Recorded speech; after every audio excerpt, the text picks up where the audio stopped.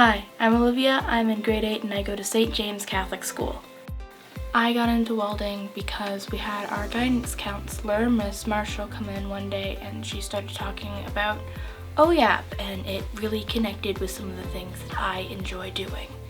And people who inspired me would have to be my parents and my parents' family friend Danny, who was a mechanic. I did attend the 3-week welding class. The experience was very nice and it was so put together and fun. I thought it was absolutely amazing.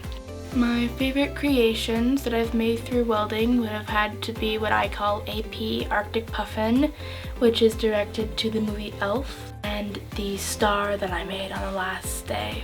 I have always had a passion for creativity. I used to dance, and I currently am doing drawing and planning on getting into music. To me, speaking with the heart means to be able to calm yourself down when needed and regulate your emotions so that you can help others do the same. And ways I have connected with my heart has been through listening to music or drawing, and sometimes even reading or doing welding when I was doing the class.